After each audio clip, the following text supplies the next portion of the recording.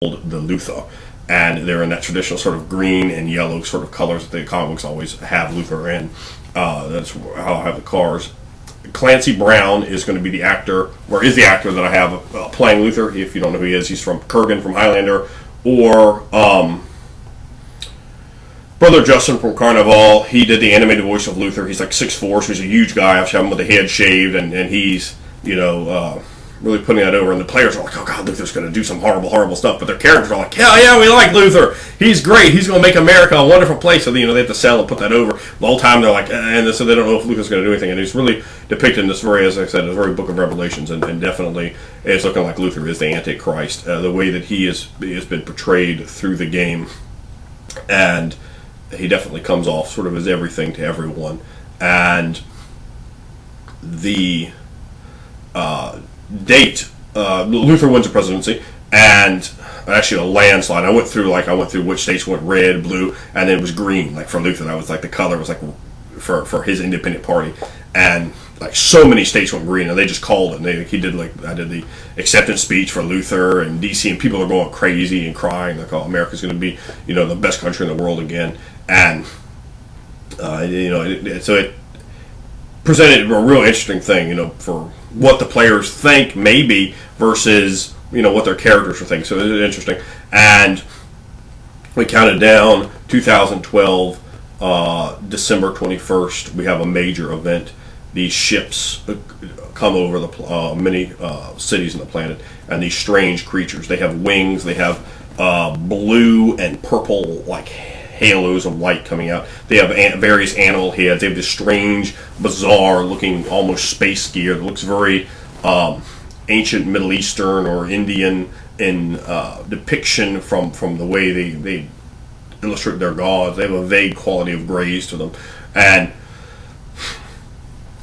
they see them coming in, and there's this glorious awe to them. These have the commanding power of gods, and they come into an assembly of individuals there, and they just wipe out the Avenger Initiative. They kill them all, and it's this tremendous image of Captain America down on his knees, and they speak to them, and they speak by grabbing a hold of people and just putting these like sucker.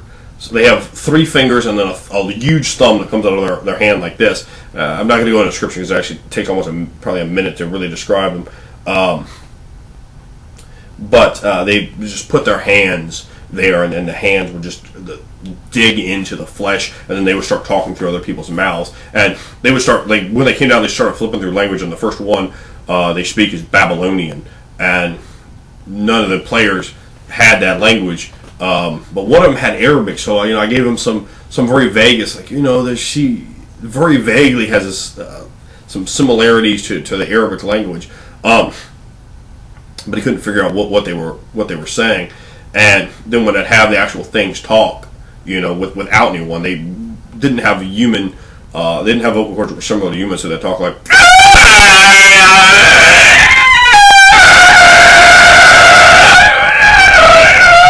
that. And I just drop that in, and I do it substantially louder than that to the players, and I would actually kind of start saying things in English after they'd figured that out. But in that voice, you probably couldn't figure out what I just said. So the players weren't figuring it out either.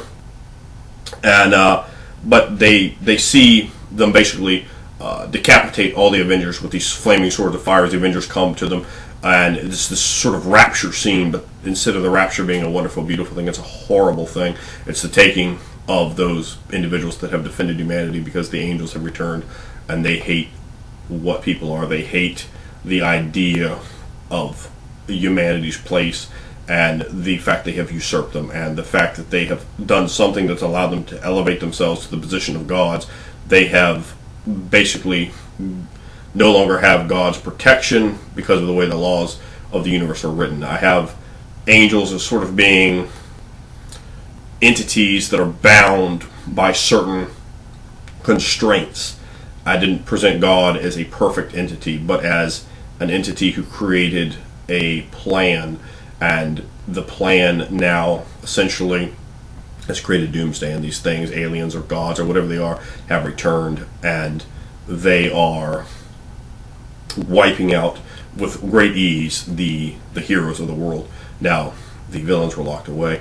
An individual who they don't know who he is, and I introduced him before in the preludes, is Iron Man, and Iron Man has appeared, and he saves the prisoners from this jail. All the other SHIELD agents have gone. Just left them in there with 6D powered Ultron units. He turns the Ultron units off. He sets the 100-some prisoners free. Some of them come with him, some of them don't. The villains are deployed to New York, and they end up rescuing the bodies of the Avenger Initiative. And one of them ends up donning the outfit of Captain America and taking his shield. And that is after they've defeated one of these creatures. Once they defeat it, and I've described them as a creature that does not wholly matter. And the back of its head sort of opens up after they defeat it. The body drops down and turns into ambient white light, and this jellyfish-like thing floats out of the back of its head. There's these long, horrible, maw-filled tentacles, very Lovecraftian looking, and it just sort of floats off into the sky as they're looking up at it.